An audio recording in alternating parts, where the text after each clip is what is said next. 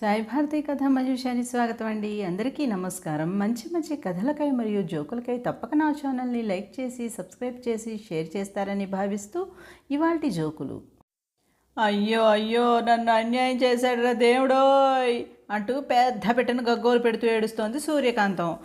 ఎందుకు ఏడుస్తావు? నేను చెప్పానుగా, వేరు కాపురం పెట్టిన తర్వాత వీణను తెచ్చుకుంటానంటే సరేనన్నావుగా అన్నాడు భర్త రెండో భార్యతో సహా వాకిట్లో నుంచొని. అయ్యో రామా, అదేం పనండి కృష్ణమూర్తి గారు, వీణ అంటే వాయించే వీణ అనుకుంది పాపం సూర్యకాంతం గారు.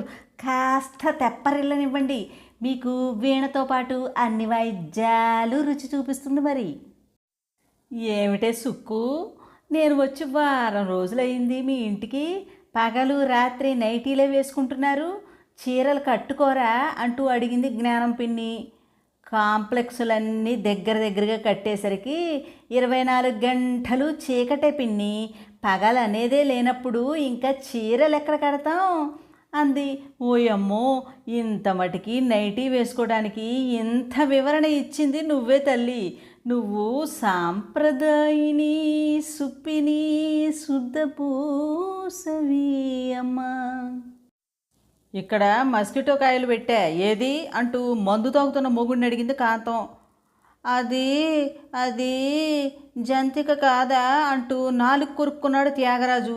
అయ్యో అయ్యో, నీ తాగుబోతు మొహం మండ, ఇక్కడ మస్కిటో కాయలు పెట్టిపోతే జంతిక అనుకుని మింగేశావా? ఇహ నా వల్ల కాదు నీతో సంసారం, నేను పుట్టింటికి పోతున్నా అంటూ ముక్కు చీదింది కాంతం. ఇలాంటి వెధవ పనులు చేస్తే మరి ఏం చేస్తుంది పాపం ఆవిడ మాత్రం. కాలింగ్ బెల్ మోత విని ఎవరొచ్చారు చెప్పమా అంటూ బయటికి వెళ్ళాడు సుబ్రావు. అంతే, ఇంటి ముందు చాంతాడంత క్యూ చూసి అవాక్కయ్యాడు.